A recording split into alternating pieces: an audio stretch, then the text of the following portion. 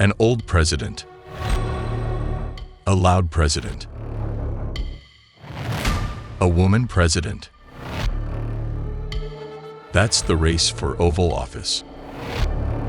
And America gives a glimpse of its choice.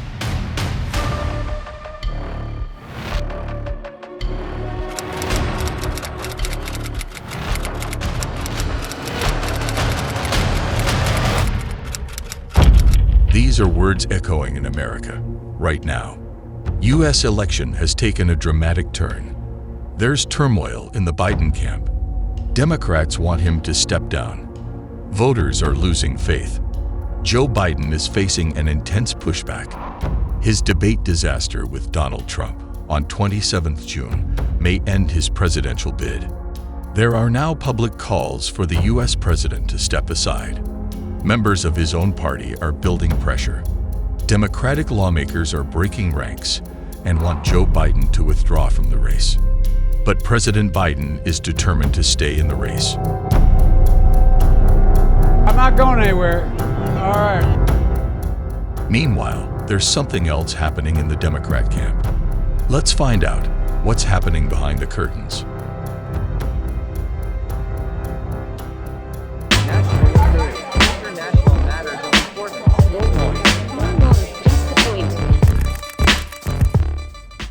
Biden's own party members are echoing calls for Michelle Obama to grab the baton. A new poll has suggested that former First Lady Michelle Obama would beat Donald Trump in a hypothetical matchup.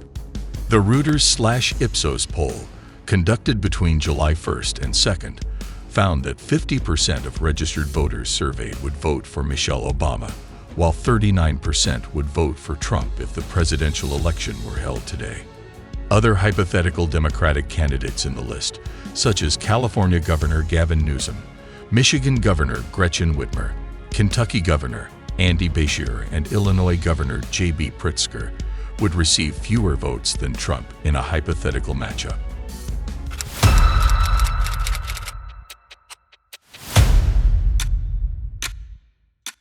Soon after the January 6 riot, when a mob incited by Trump stormed the Capitol to disrupt the certification of Biden's win, then Senate Minority Leader Chuck Schumer and Speaker of the House Nancy Pelosi said that Trump should be removed from office using the 25th Amendment.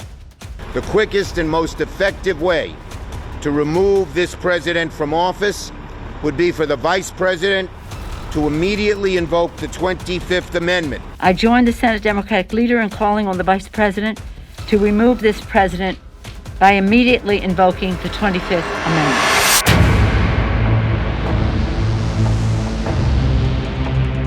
Trump, back in 2021, was not removed using the 25th Amendment.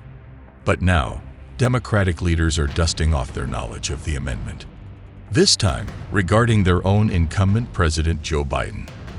The widespread anxieties about Biden's age-related impairment have increased over time.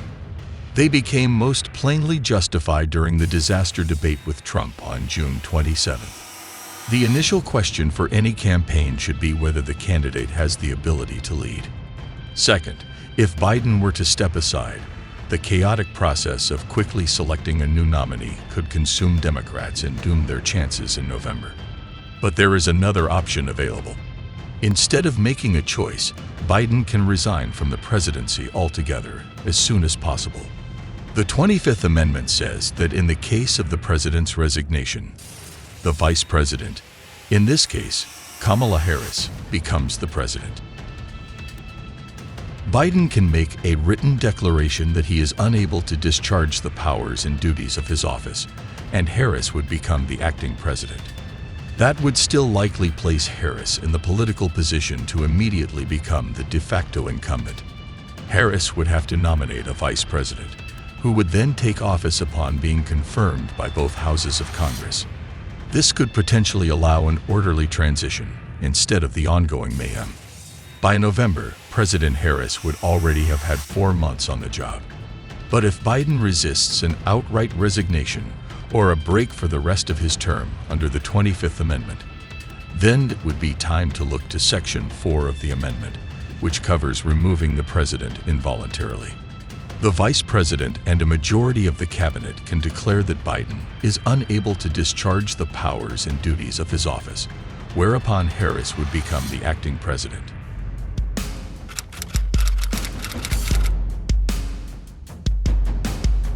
But we've been here before. In 1974, a delegation from Congress went to the White House and told President Richard Nixon that he would be impeached if he did not resign, and he resigned the next day. I shall resign the presidency effective at noon tomorrow. Vice President Ford will be sworn in as president at that hour in this office. This did not happen after President Woodrow Wilson had a stroke. In 1919, his wife Edith took over many of his duties until his second term ended in 1921, and the American public was none the wiser. President Ronald Reagan began showing signs of Alzheimer's as early as 3 years into his first term, according to his son Ron's book. Doing everything we can. Doing everything we can. Thank you, sir. You disappointed by Mrs. Burford's letter? However, his family and staff managed to hide the symptoms from the public as long as he was in office. On March 31, 1968, Lyndon B. Johnson stunned the nation when he announced that he was pulling out of that year's presidential election. The Democratic National Convention that followed several months later devolved into chaos and violence and left the party's eventual nominee, Vice President Hubert Humphrey, hobbled at the start of the fall campaign season. He ultimately lost a painfully close election to Richard Nixon.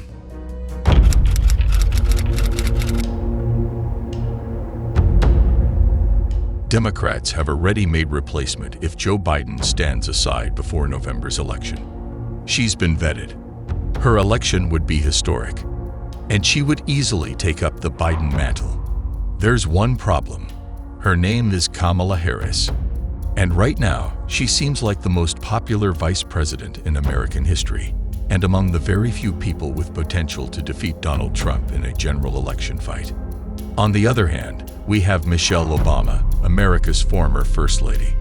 Michelle's support skyrocketed despite previously declaring that she wouldn't run for office and continue to support Biden's re-election.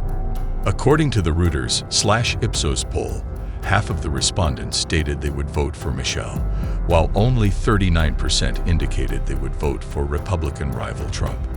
Kamala Harris, who is nearing 60, and Michelle Obama, who is already 60 years old, are the two fierce women who can replace an 81-year-old, shaky Joe Biden.